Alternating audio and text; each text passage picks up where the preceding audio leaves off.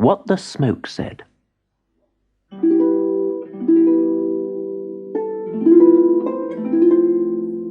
Madubi and his family lived on an island off the coast of Africa. They had a big hut for shelter and a stream for water. They grew maize and yams, and Madubi's father hunted antelope and wild pigs.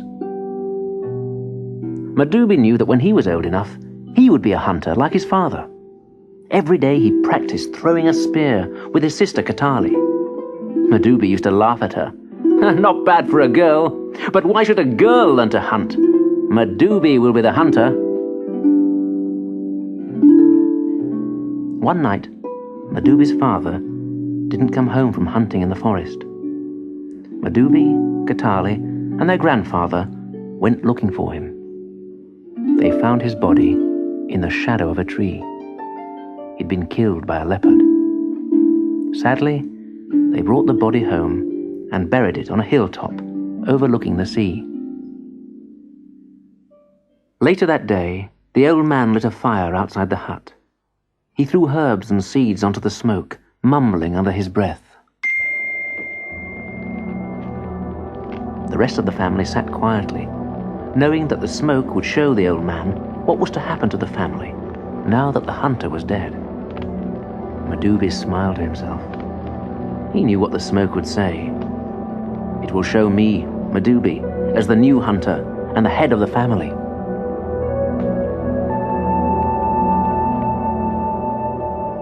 When at last the old man turned away from the fire, it was to Katali that he spoke first. You, daughter of my blood, when daylight comes, you must take your father's spear and his bow and arrow. You will hunt for the family, and everyone will look to you with respect. Katali could only stare at him, amazed, but Madubi was furious. And what am I to do? He asked. The old man answered calmly. You are young and strong. You will grind maize for your mother, fetch water, and tend crops. But that is woman's work, snarled Madubi. I should be the hunter. It is my task, not Katali's. The smoke says you must not hunt, said the old man.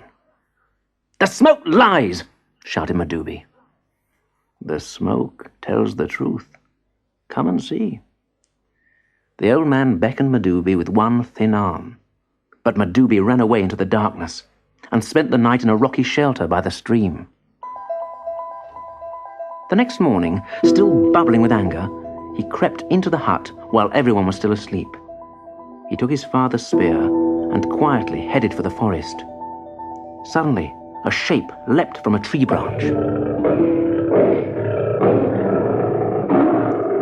Leopard, Madubi muttered. With one flash of the spear, the leopard was dead. Madubi carried it home in triumph. Katali was outside the hut with an antelope she'd hunted on the plain with the bow and arrow. She smiled with relief when she saw her brother. Madubi ignored her. Antelope are easier to kill than leopards, he said proudly to his grandfather. Yes, smiled the old man. Now, who is the better hunter? Asked Madubi.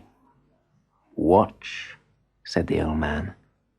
He cast herbs and seeds into the fire, and Madubi stared hard as the flames billowed up. In the smoke, he saw himself paddling a canoe from the island to the mainland, with many leopard skins heaped around him. The returning canoe held fruit, gourds of wine, and bright clothes for the family. Madubi laughed happily. See how I provide leopards, take care of you, how I trade for food and clothing. Yes, said his grandfather, but look again. This time, Madubi saw in the smoke huge herds of wild pigs and antelope. See there, his grandfather said. See how the antelope breed and the pigs multiply. They have no enemies now, for you are killing all the leopards. Their numbers increase with every season that passes. What does that matter? Asked Madubi, staring into the smoke. It matters, the old man said. "Every animal should have its enemies. And see, the pigs and the deer grow so bold. They steal the maize and yams from our garden." Madubi shrugged. "I bring home better food when I go trading."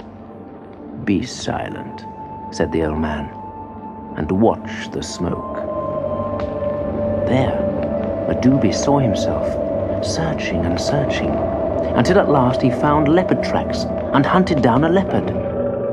But it was old, and its fur was scarred and shabby. "That was the last leopard on the island," the old man said. "What will you do now, great hunter?" "Hunt antelope, I suppose," said Madubi, frowning. And so it was in the smoke pictures. He saw himself creeping downwind of a large herd and shooting an arrow. He hit his target, but as the antelope fell, the herd panicked. The antelopes stampeded away across the plain, hundreds of them. Then the smoke got very dark, and the vision blurred. Next, Madubi saw his family crying out and wailing. Behind them, the hut and garden were both trampled. They had been destroyed by the great stampede of antelope. The last thing the smoke showed was a vision of the family, crowded into the canoe, sadly paddling to the mainland to beg shelter in a village. The smoke cleared. No one said anything. But at last, Madubi rose to his feet and went to fetch his father's weapons. He handed them to Katali with a smile. "You must hunt for the family, sister." "But what about you, brother?" Katali asked as she took the weapons. "Me?" Madubi shrugged. "I shall stay at home with our mother and the old man. I will carry water and grind maize, and I will guard our crops against thieves. No pigs or monkeys will steal from our garden, while Madubi, the great hunter, is here to protect the family."